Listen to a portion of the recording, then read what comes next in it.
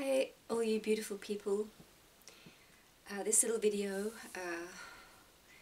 is about solitude, and I'd like to say a few words about this. I've sort of been inspired this morning for my own understanding of solitude, and I'd like to share it with you.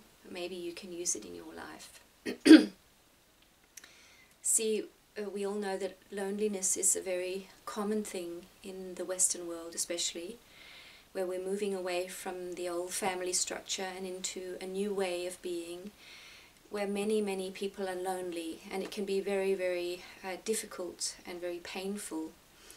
And there are even young people who are very lonely, and it just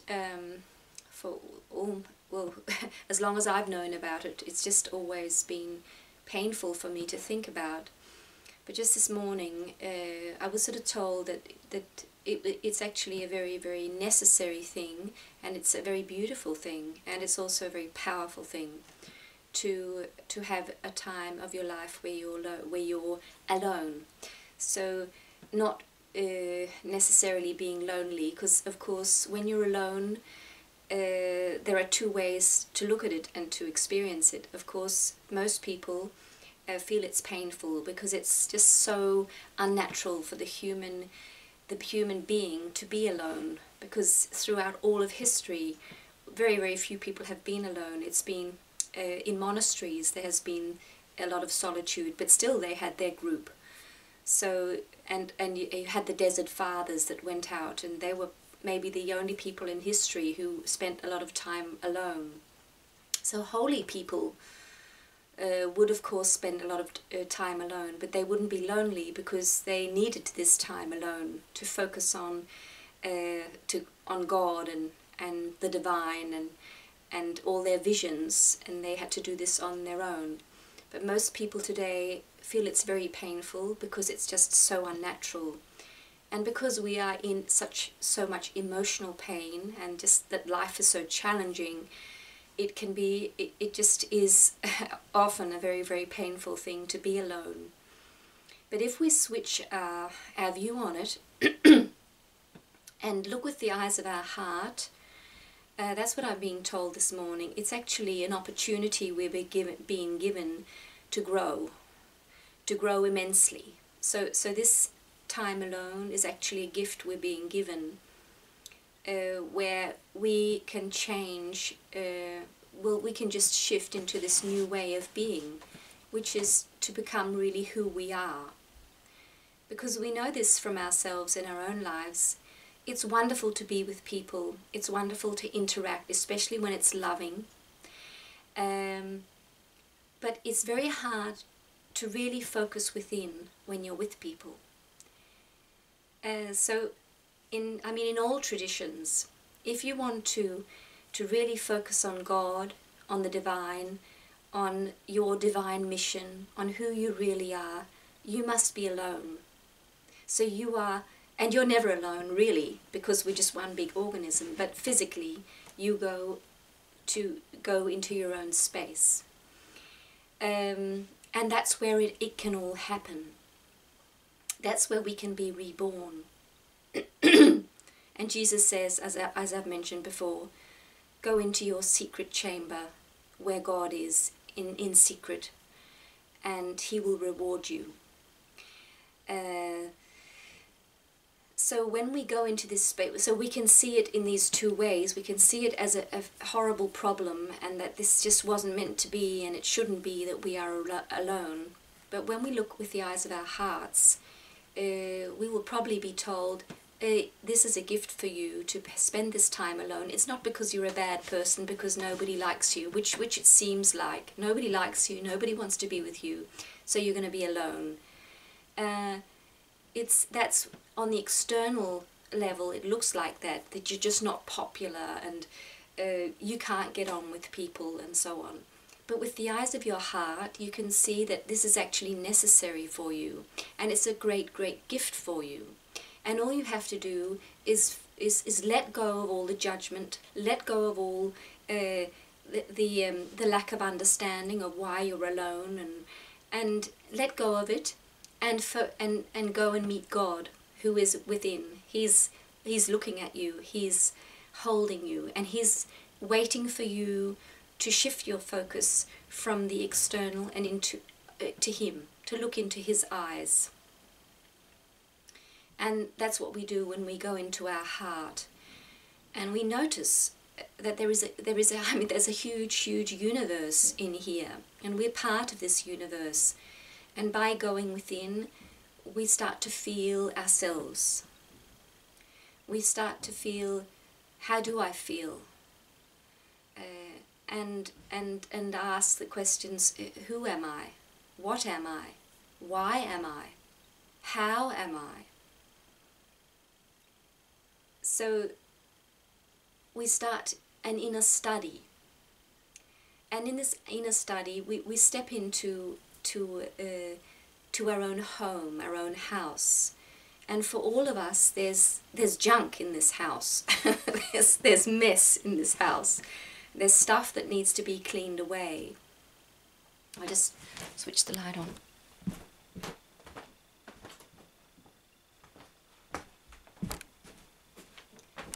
And that's where something like the emotion code can be so powerful, but many other techniques also, to help us clean away stuff that doesn't work anymore. And it's all old emotional energy, stuck energy, just and old beliefs that just don't serve us anymore.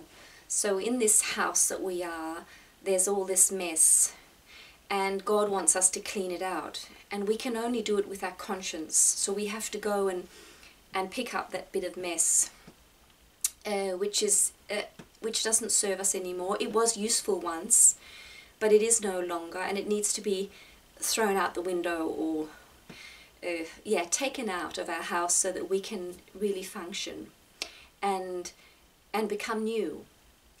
And this is it's a tough journey, because we have to see, okay, this is a part of me, and it's really not me, and it's just not working anymore. It's something I have to let go of.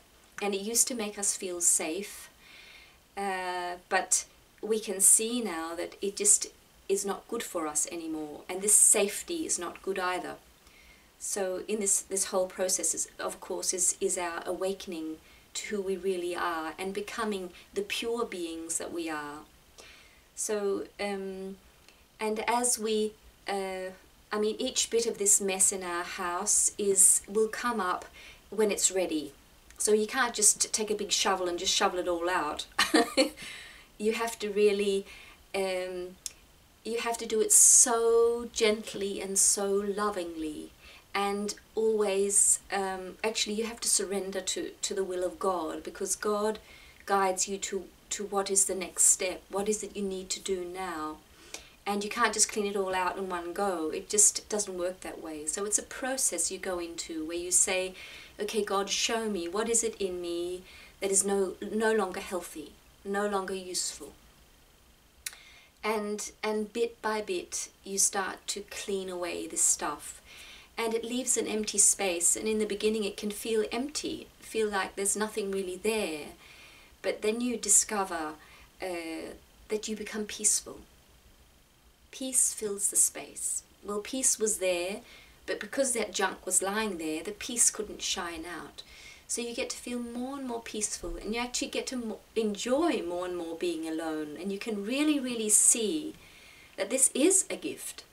It is the gift for your new life. So, and this whole study is just so beautiful and so exciting. And the fact that the more we clean out ourselves, the more we become aligned, which is what God wants to work through us, and God wants us to give ourselves to Him. And if you're not religious, it's just the light. It's just the light that created everything is actually in us, and wants to use us in this world where we are, in this physical body. The light wants to shine brightly through us, and it can only do it when we clean up our space. So the more we clean up, the more we get aligned with God, the more God can shine through us, and the more we realize that we're here not to just have fun, which we're here to do too, but that we have a divine mission, and that is to serve. We come here to shine love into the universe, into this place. It's just so beautiful. We are so precious and so needed to shine our light. And we get to see that the light I shine is not the light you shine. And it's so beautiful. We are so, so beautiful, each and every one of us, because we're so special. We're special in a not in an unmeasurable way. We just are so special and so needed. So what comes from us is just really, really special and unique, and so fine, and that is such a gift to see that that what you bring, no one else in this universe can bring. It's just so special. So this, I think this was so beautiful this morning to because people in my life who are close to me, who are alone, I can feel so sorry for them. And sometimes when I feel alone or lonely, I feel sorry for myself, but I really get to see that this is necessary, and it's so beautiful, because I get to really, really live my life truly as I become who I am. It's a cleansing process, it's a healing process, and it's a process where we get to step into our glory. We become the glory, the glorious beings that we were created to be. So it's necessary. The solitude is necessary. So if you live in a family and you have this longing to be alone, it's beautiful. Don't feel guilty. Don't feel that you don't love your family, because it's actually your heart calling you to go away from the group. So if you can, organize a room or a place or whatever, maybe a place outside, or maybe you have a friend who has a room, use it and understand that you're actually doing a great, I mean the best thing you can do, because you're going into your own process of discovering and becoming your own glory. So solitude is beautiful, and the pain of loneliness is also a cleanser and a healer, because all pain it softens our hearts, it humbles us. So yes, this was a little thing about solitude, and I wish you all a beautiful, beautiful day, and I love you all, and I can't stop loving you, and I thank you for being you, and for shining your precious light into this world. So, see you soon.